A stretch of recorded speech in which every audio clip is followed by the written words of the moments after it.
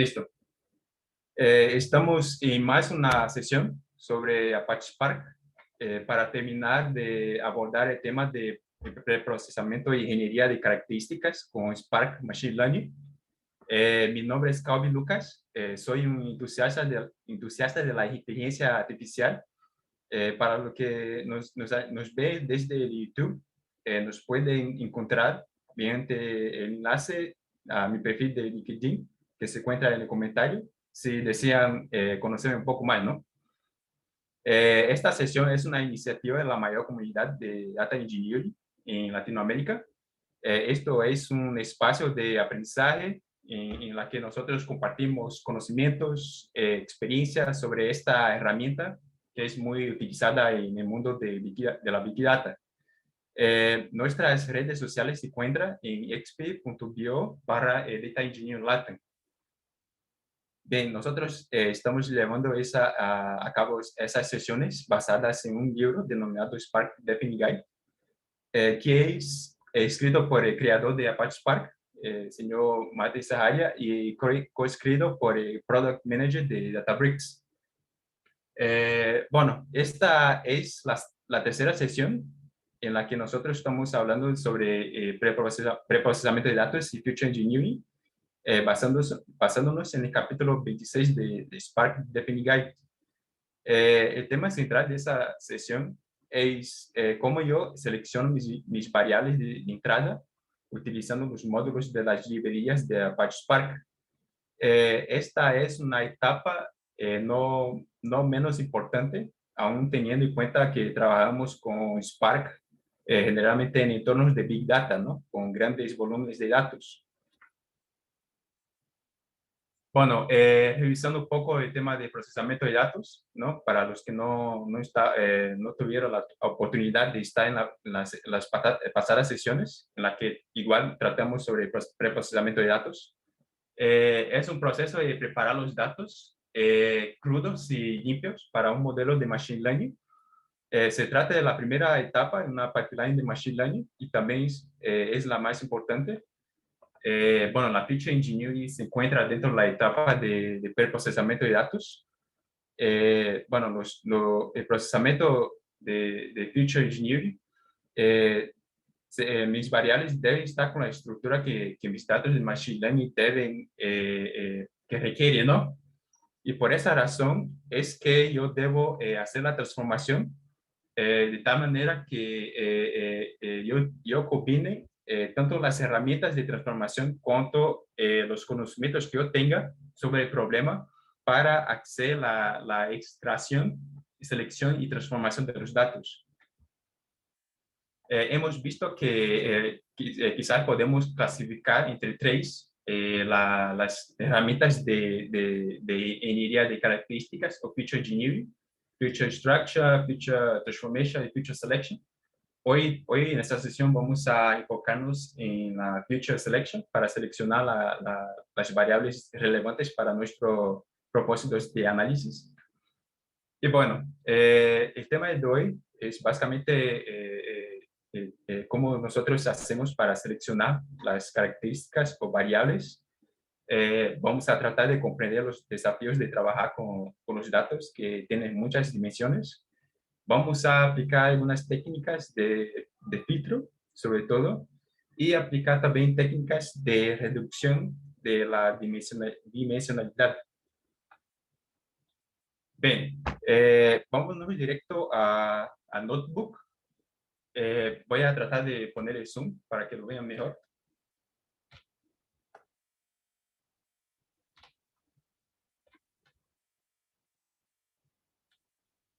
Bien, estamos, bueno, con ese notebook nosotros vamos a tratar de ver, o sea, tratar de entender un poco sobre las técnicas. Por lo general, nosotros colectamos una gran variedad y cantidad de datos para que sean utilizados en un pipeline de aprendizaje automático, ¿no? Pero hay que tener claro también que no todos los datos son útiles para nuestro modelo de aprendizaje automático. Estos datos suelen contener mucho ruido bueno, las variables de entrada también pueden ser, están muy correlacionadas entre sí, lo que afectaría negativamente en un modelo de Machine Learning. Y bueno, tener demasiada información desnecesaria en nuestro conjunto de datos puede hacer que nuestro modelo sea demasiado lento, ineficiente e incorrecto también. El proceso de selección de características es un proceso de reducir los datos de entrada para trabajar solamente con los datos relevantes. Algunas de las razones de llevar a cabo este proceso de selección puede incluir, por ejemplo, prevenir que el modelo, nuestro modelo pueda aprender sobre el ruido de nuestro conjunto de datos. También se lleva a cabo la selección de características para poder mejorar la precisión de nuestro modelo y también para reducir el tiempo de entrenamiento de nuestro modelo. Bueno, y hoy también vamos a hablar de lo que nosotros denominamos como técnicas de reducción de la dimensionalidad, que a diferencia de las técnicas de selección de características, trata de hacer una transformación total de los datos, pero tiene el mismo propósito que las técnicas de selección de características, que es reducir la dimensionalidad, reducir la cantidad de variables a aquellas que son solamente relevantes para nuestro análisis. Bien, en entornos de Big Data no es incomún enfrentarnos a los desafíos de trabajar con datos de elevada dimensionalidad.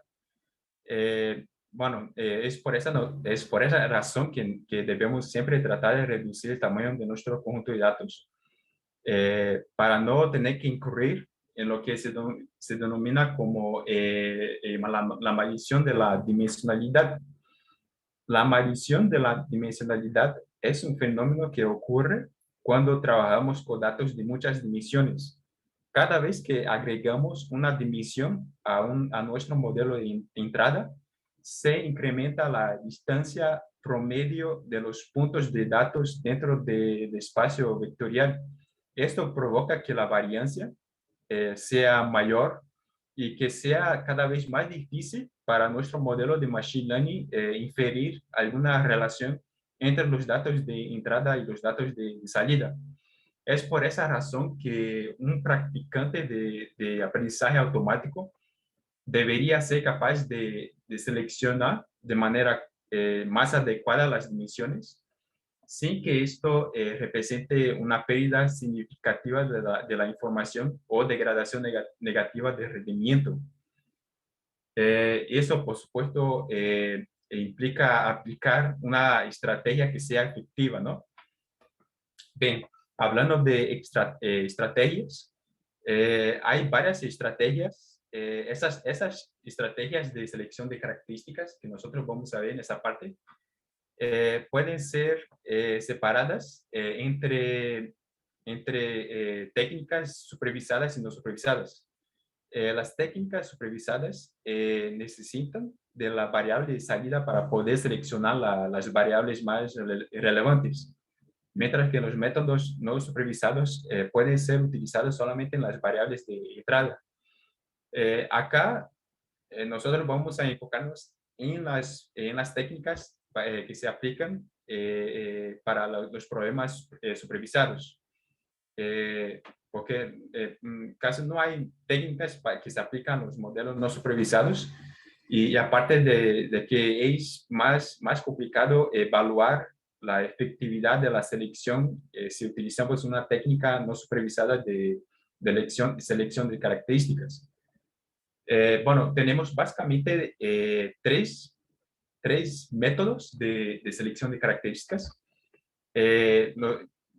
Podemos hablar de los métodos de envoltura, que básicamente utiliza la performance de cada modelo entrenado para poder evaluar la relevancia de cada variable. Este método utiliza un modelo de aprendizaje automático, como podemos ver en esa gráfica. Básicamente se selecciona un conjunto de datos se entrena sobre ese subconjunto de datos, luego se evalúa y enseguida se selecciona otro subconjunto de datos y nuevamente se entrena el algoritmo y se evalúa. Y una vez que tengamos todas las métricas resultantes de ese proceso de evaluación, nosotros así podemos seleccionar el conjunto de características que mejor traen la precisión a nuestro modelo. O sea, subconjunto de datos, ¿no? Que mejor desempeño tiene sobre el modelo. Así es la idea de ese método de selección, pero no es un método, digamos así, efectivo, ¿no? Porque se tiene que hacer una interacción en cada conjunto de datos, aplicando un algoritmo de machine learning y, bueno, eso suele ser un proceso bien pesado. Aún más administrando los datos de Big Data, entonces casi no se usa esos tipos de métodos, pero existen. Uno de estos es denominada eliminación recursiva de características o conocida como RFE, y también hay los algoritmos genéticos, ¿no? El siguiente método, que sería los denominados métodos de Petro. Básicamente se trata de método de selección que, a diferencia de los métodos de envoltura, no depende de un algoritmo de machine learning para poder hacer la selección de características. Bueno, lo que hacen estos métodos es calcular la correlación que hay entre cada variable de entrada con la variable de salida y luego elige un conjunto de variables que tengan una mejor relación con la variable de salida. Entonces, se selecciona todos los datos, todas las variables, y luego, mediante una técnica estadística, una prueba estadística, se selecciona las variables top, ¿no? Una top de variables, antes de meterlos a nuestro algoritmo de Machine Learning. Luego, tenemos los métodos incrustados o implícitos. Estos métodos son los que ya vienen incorporados a algunos algoritmos de Machine Learning. Básicamente nosotros entrenamos sobre ese conjunto de datos en nuestro Machine Learning, modelo de Machine Learning, y dentro del modelo se procede a seleccionar un subconjunto de datos y evaluar cada subconjunto de datos para poder sacar una métrica, ¿no? Y al igual que el método de envoltura que nosotros hemos visto, se saca las métricas y luego se compara las métricas, ¿no? Y el conjunto de datos que representa la mejor métrica es seleccionado para nuestro modelo. Bueno, algunos de esos modelos ya incorporan el concepto de selección de características e incluyen la regresión con la regularización L1 o denominado lazo, o L2 denominado ridge, y los árboles de decisiones. Bien, ahora vamos a tratar de resumir lo que hemos visto hasta acá. Nosotros vamos a enfocarnos en los métodos de filtro que están presentes en los módulos de Spark ML. Vamos a utilizar este método denominado Univariate Future Selection para remover las variables que tienen poca relación con nuestra variable de salida. Y también vamos a ver un ejemplo de cómo aplicar el denominado Variance Threshold Selector para eliminar las variables que tienen poca varianza. Y también vamos a aplicar un método de reducción de la dimensionalidad, que es la única que hay en Spark ML, que se denomina Principal Component Analysis, o PCA. Vamos a aplicar un ejemplo por separado para cada uno de estos métodos de selección de características. En nuestro primer ejemplo, nosotros vamos a tratar de predecir la popularidad de las noticias. Bueno, acá vamos a vamos a aplicar método, algunos métodos de filtro. Primero, nuestro ejemplo 1, vamos a transformar el conjunto de datos que representa la popularidad de los artículos publicados en una revista denominada Mashable. Este conjunto de datos contiene decenas de variables de salida y queremos reducir esta cantidad utilizando los módulos de SparkML. Así que voy a cargar el dataset.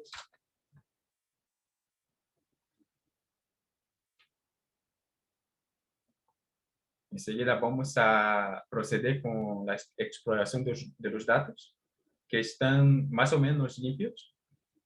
Son variables numéricas. Y todas son variables numéricas, ¿no? Y acá tenemos nuestra, al final, ¿no? Nuestra variable de salida, que sería la cantidad de compartidos en las redes sociales. Y vamos a utilizar esa métrica para predecir la popularidad de un determinado artículo. Entonces, vamos a ver el tema de los valores nulos como primer paso para poder ver si está bien o no, y antes de proceder a preprocesamiento. Acá vemos que no hay valores nulos, así que podemos proseguir. Bien, tenemos algunas variables irrelevantes, si no nos damos cuenta. Por ejemplo, acá tenemos una variable que hace referencia a los hipervínculos. Eso no nos sirve.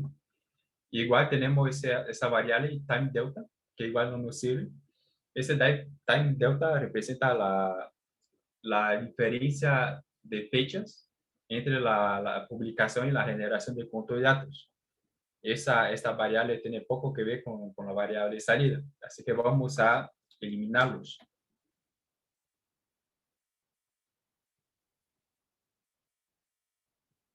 Ahora vamos a vectorizar nuestras variables de entrada mediante el vector assembler.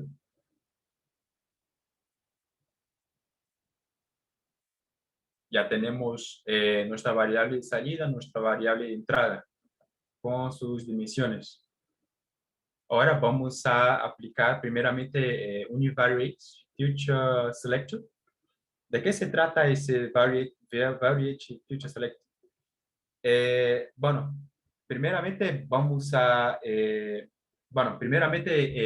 que tener claro que es un método que es bien robusto para seleccionar nuestra variable de entrada. Bueno, vamos a terminar bueno, es un método robusto para seleccionar las variables de entrada. Básicamente se aplica una función de puntaje. Esa función de puntaje hace una especie de ranking. Y sobre ese ranking vamos a seleccionar una cantidad n de variables. Esa cantidad n puede ser en términos de proporción o en términos absolutos. Por ejemplo, podemos utilizar num_top_future como argumento para poder seleccionar una cantidad n de top variables que tengan una mejor relación con la variable de salida.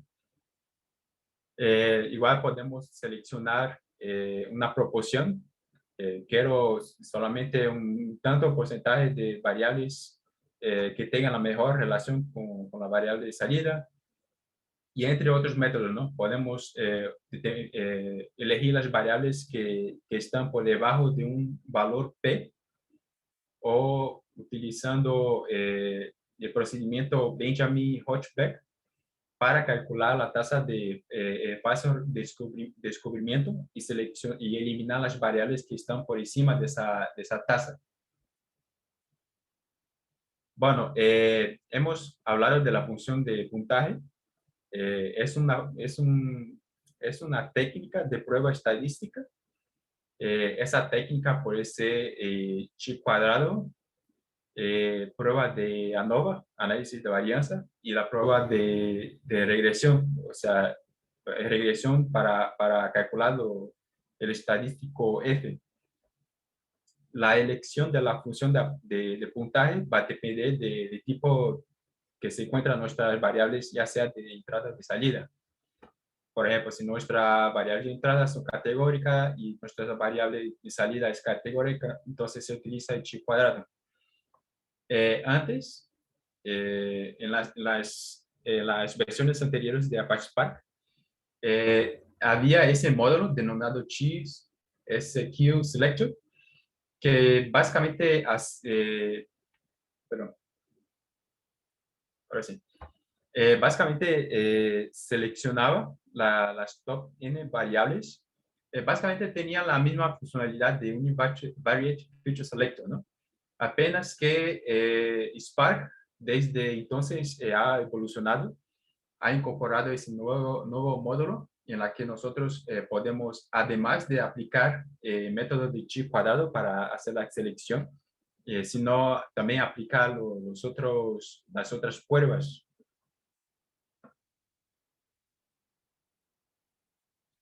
Bien, acá tenemos un ejemplo de cómo aplicar el Univariate Feature Selection utilizando como argumento el número de features. Nosotros vamos a inicializar el módulo. Vamos a definir cuáles son las variables de entrada y las variables de salida, o la variable de salida, y el módulo de selección. Número top, non-top de future para seleccionar el n, el top n de variables de entrada. Y enseguida vamos a definir los tipos de nuestros datos de entrada, los tipos de nuestros datos de salida. Y enseguida vamos a definir cuántas variables queremos que nuestro resultado tenga, ¿no? Como datos de entrada. Y de ahí procedemos a hacer la transformación. Y enseguida vamos a hacer una comparación entre la cantidad de variables que nosotros teníamos antes de la transformación y la cantidad que ahora tenemos después de la transformación.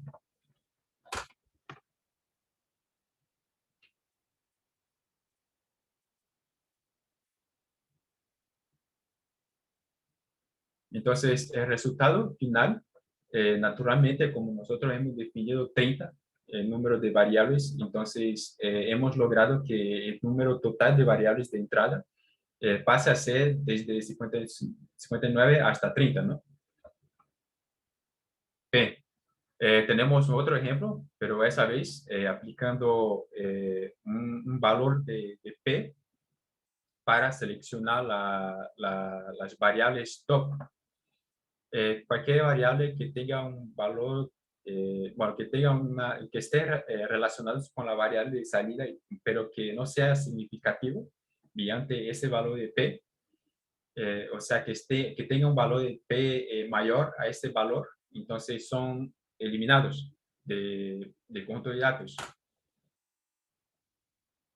Entonces, acá la única diferencia sería el selection mode y set selection threshold como valores.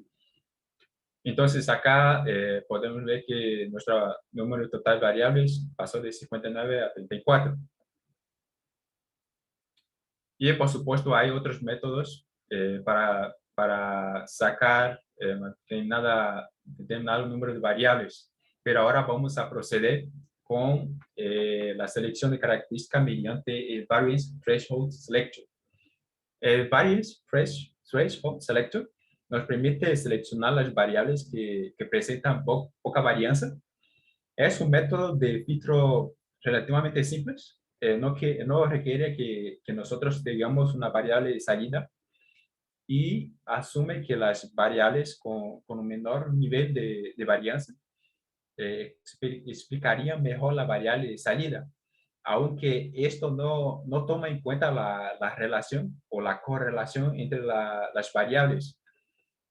Así que antes de llevar a cabo ese tipo de transformación, es importante asegurarnos de que los datos estén con la misma escala. Y para eso nosotros vamos a utilizar el módulo Mi-Max Scala para para que hacer que nuestros datos de nuestras variables de entrada estén entre los valores de 0 y 1.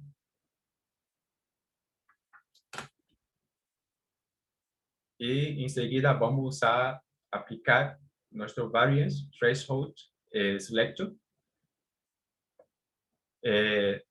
Seleccionamos cuál sería nuestro valor de corte de la varianza.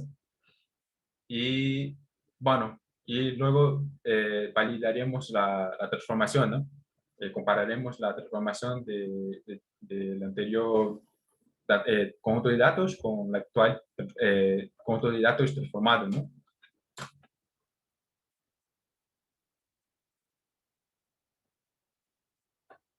Bueno, hemos logrado reducir hasta 39 el número de variables. Por supuesto, estableciendo un valor mayor a ese variance threshold, logramos filtrar aún más las variables de entrada. Bien, ahora vamos a proceder con otro ejemplo. Esa vez tenemos un dataset que está compuesta por miles de dimensiones o miles de variables. Ese dataset se trata bueno, se utiliza para poder predecir comportamiento colectivo denominado comportamiento de agrupamiento. Por lo general, los animales pueden presentar ese tipo de comportamiento cuando están en grupos, digamos así. Y la idea aquí es predecir si tal comportamiento se trata de un comportamiento de agrupamiento o no. Así que vamos a cargar los datos que están en formato CSV. Acá tiene una explicación un poco de lo que se trata los datos, sobre todo los datos de salida. Acá podemos ver cómo nosotros definimos cómo los animales se comportan. Puede comportarse en bandada, puede comportarse de manera lineales, si se mueve hacia una misma dirección o de forma agrupada.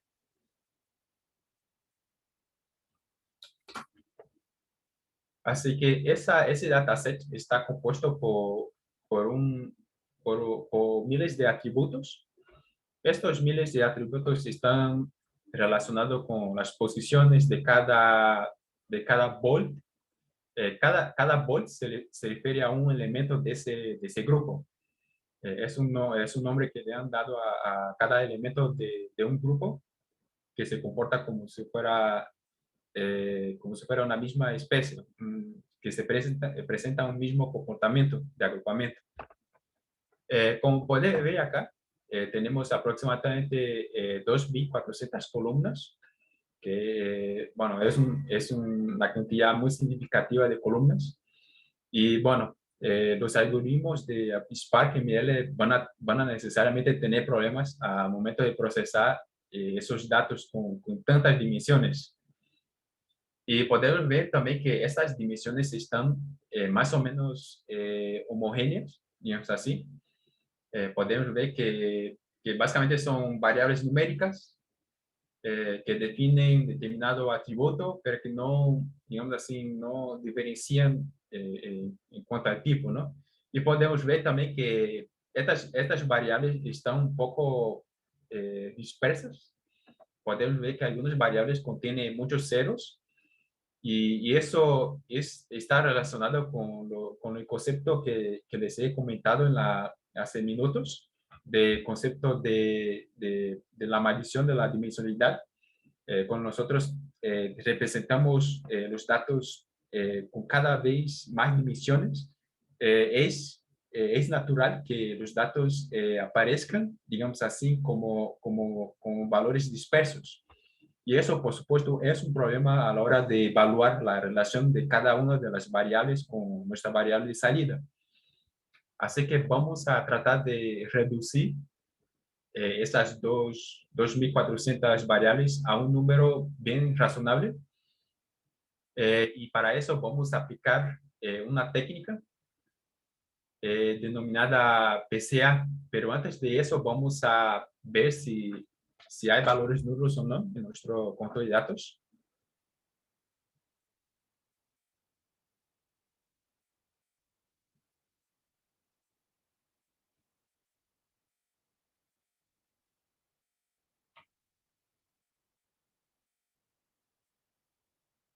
Y enseguida vamos a vectorizar nuestros datos de entrada para poder aplicar la transformación mediante la técnica de Principal Component Analysis o PCA.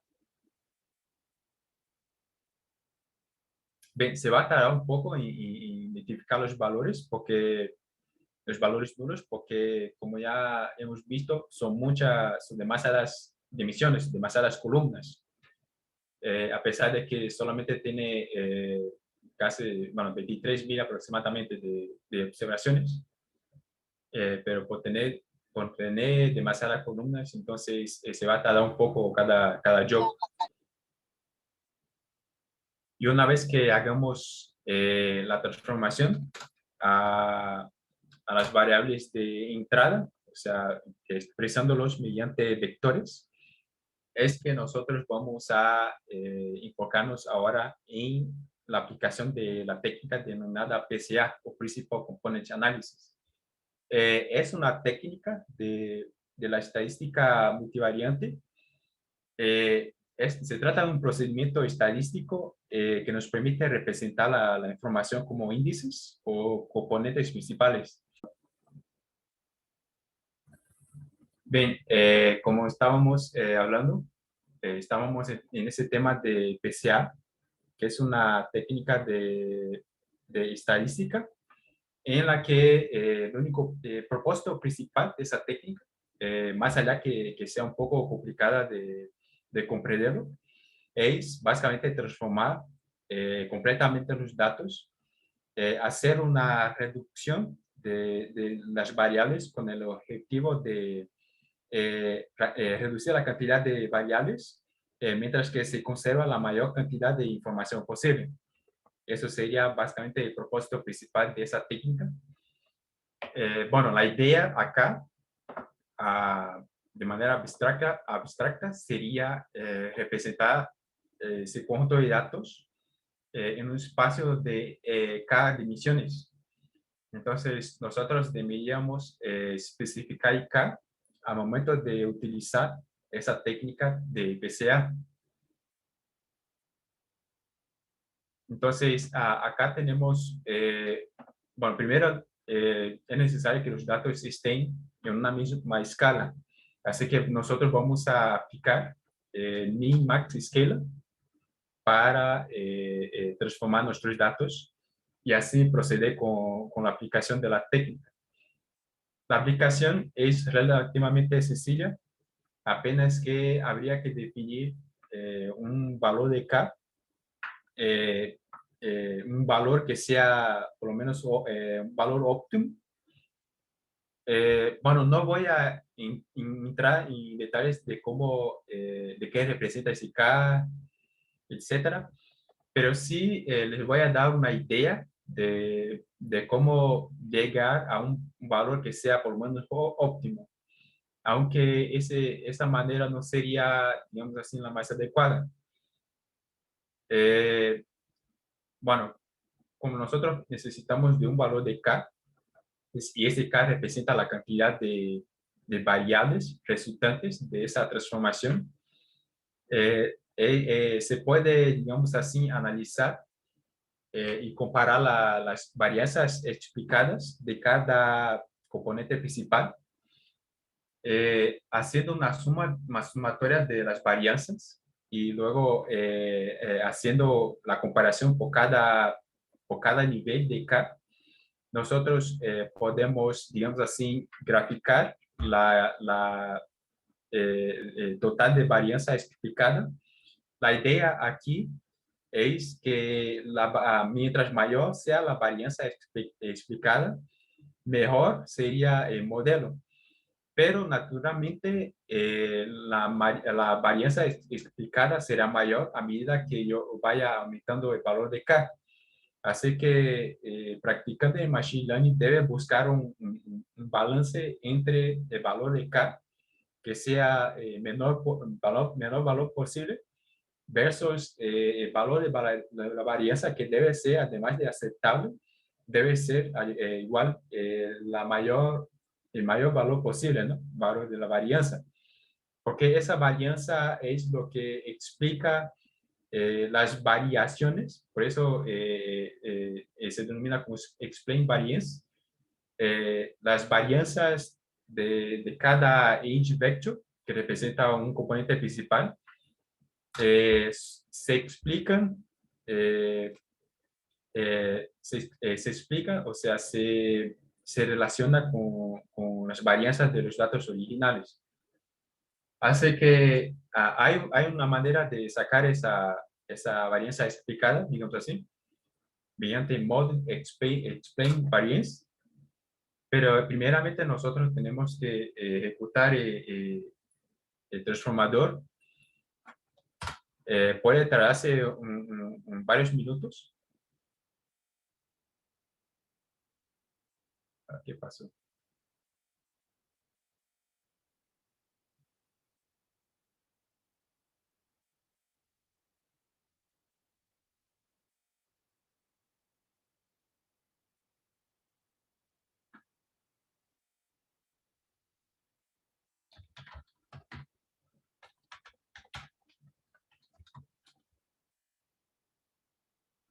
Bueno, habría que cambiar la data frame de features antes de aplicar ese transformador. Ahora tenemos que esperar un poco. Pero la idea es esa, ¿no? Definir el valor de K, obviamente el valor de las columnas de entrada, las columnas de salida, hacer el transform y luego hacer la comparación entre los valores, la cantidad de variables de los datos antes de la transformación versus la cantidad de variables después de la transformación. Bueno, esa transformación mediante PCA, la anterior vez que yo ejecuté esa celda, se ha tardado aproximadamente 4 minutos. Así que si pueden esperar ese tiempo para poder terminar de ejecutar esa celda, o si no, si le ha quedado claro los conceptos, nosotros podríamos quedar hasta aquí para no alargar demasiado esa sesión. En resumen, nosotros tenemos dos opciones principales para poder aplicar la selección de características. La primera, que sería aplicando técnicas de filtro, que son muy útiles, no son necesariamente pesados. El enfoque con esas técnicas de filtro es aplicar una técnica estadística o una prueba estadística para determinar las variables de entrada que estén mejor relacionadas con la variable de salida. Y en base a los valores que nosotros sacamos luego de aplicar el método de filtro, nosotros ya podemos determinar cuáles de esas variables quedarían para el posterior análisis. Y por otro lado, nosotros podemos aplicar los métodos de reducción de la dimensionalidad, como PCA, para igual reducir el tamaño de los datos, la cantidad de variables, pero esa vez aplicando una transformación, transformando los valores de cada una de las variables de entrada. Y bueno, y se aplica sobre todo si tenemos los datos de entrada que sean homogéneos, ¿no? Porque si es un poco heterogéneo, o sea, las varianzas de cada variable varían significativamente entre cada una de las variables de entrada. Entonces, quizás sería mejor aplicar un método de selección que, que es más sencillo desde el punto de vista computacional.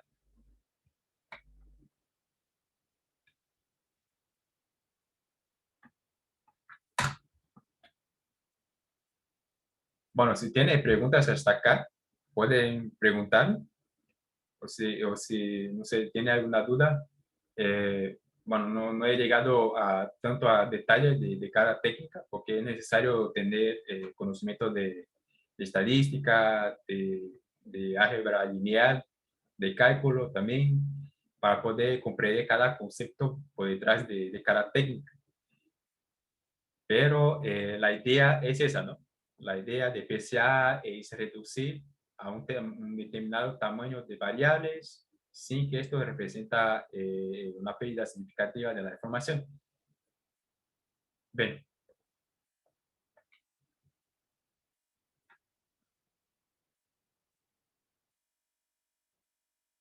Bueno, lamento mucho que se haya salido de la sesión. No sé qué pasó, la verdad. No sé si Daniel se encuentra acá. No sé si Daniel, no sé, tiene algo a decir sobre lo que ha pasado, no sé. Pero bueno, si no tiene preguntas, podemos esperar hasta que corra los jobs pendientes para ver el resultado de esa transformación, ¿no?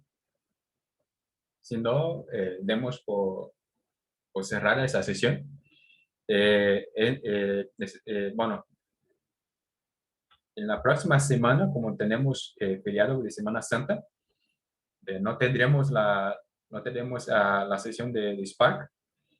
Así que la siguiente sesión sería el día 22 de abril, de aquí a 2 semanas. Ya damos por cerrada esa parte de preprocesamiento y selección de características. Y nosotros vamos a ahora enfocarnos para hablar de las técnicas de regresión dentro de Spark ML.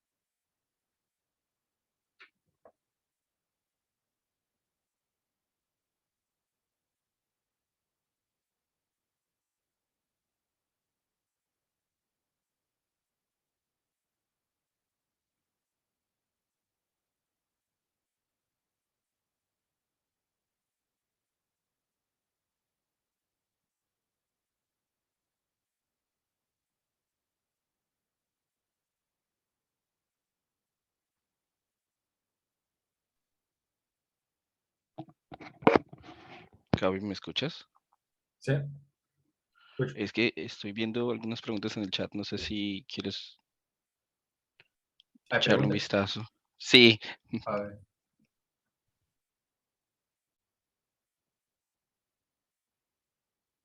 Sí, estoy viendo. Hay una pregunta, sí. Sí, gracias.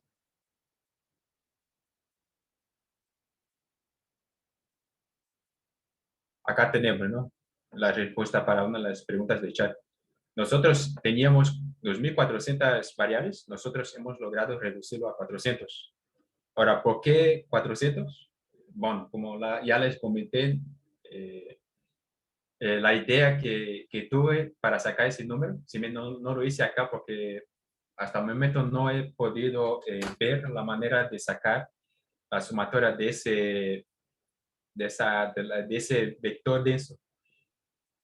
Entonces, tendría que saber cómo se saca la sumatoria de ese vector denso y luego comparar esas sumatorias por cada, digamos así, niveles de K para hacer, digamos, una búsqueda de un determinado espacio de niveles de K.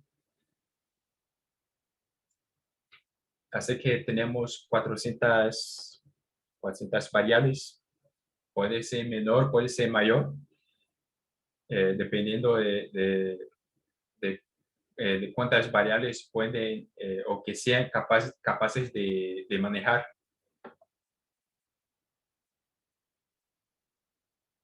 El costo computacional puede ser menor si tenemos un clúster de Spark, por supuesto. Sí, por supuesto. La idea de Spark ML, igual que Spark SQL, es sin ninguna duda reducir el costo computacional de manera horizontal. Entonces, si tenemos un clúster de Spark, por supuesto, vamos a tener un costo computacional menor. O sea, que no se tardaría tanto para poder aplicar esa transformación PCA. Y bueno, no sé si eso responde a tu pregunta, Vanessa. Muchas gracias. De cualquier modo.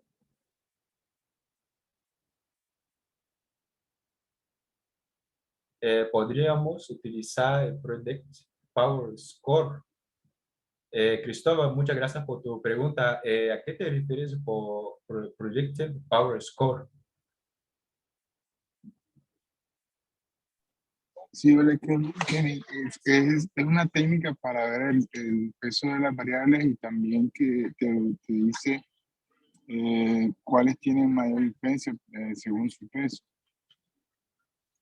No sé si Perdón, ¿aló? perdón, Cristóbal, no se logra escuchar bien. Ah, sí, es que vengo manejando. Disculpa. Ah, Voy a tratar de ver si puedo... ahí, por ahí. ¿Aló? ¿sí? Sí, es que te decía que es una técnica para ver el peso de las variables que según pues, el algoritmo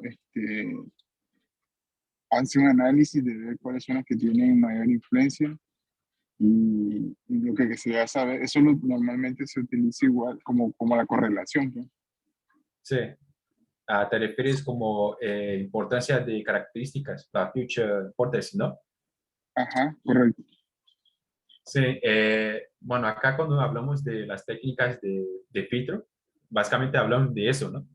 O sea, las técnicas de filtro, como las que hemos utilizado aquí, con la Univariate Future Selection, básicamente saca eso, ¿no? Una tabla de Future Importance, o la importancia de características, y de ahí determina cuáles de estas características puedo utilizar al final como resultado de la transformación. Bueno, ahora, ¿cómo se saca directamente la importancia de las características? Seguramente debe haber un método en cada algoritmo de Machine Learning. Hasta aquí no hemos utilizado ningún algoritmo de Machine Learning. Quizás eso sería el tema para las siguientes sesiones cuando hablemos sobre los algoritmos de clasificación y regresión. Y ahí sí sería bueno ver ese tema de cómo cómo determinar qué atributos o variables son los que más influyen en la variable de salida.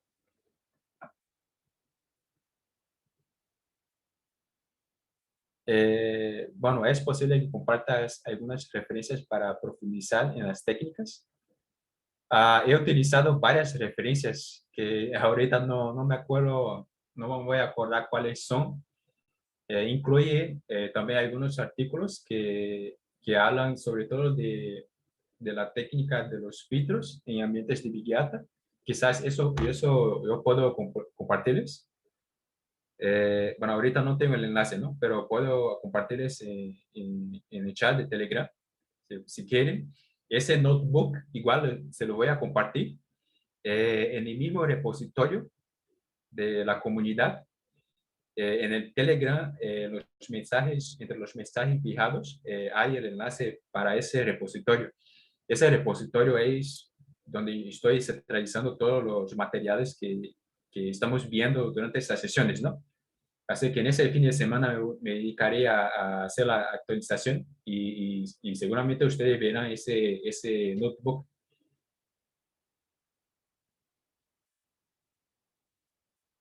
Por supuesto, Elizabeth, sí, voy a hacer la parte de notebook. En un entorno productivo, ¿cómo correríamos todo el código? ¿Sería correr cada día? Sí, ¿no? Dependiendo de cada situación. Bueno, hasta ahorita no tengo experiencia con el tema de los modelos de producción, así que no puedo responder de manera definitiva a esa pregunta, pero yo creo que eso va a depender de cada situación, ¿no? De cada problema.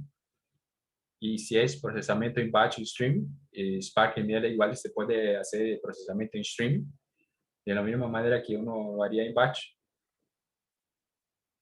Bien, entonces tengo por cerrada esta sesión. Hemos visto que hemos reducido de manera significativa las variables de entrada mediante PCA.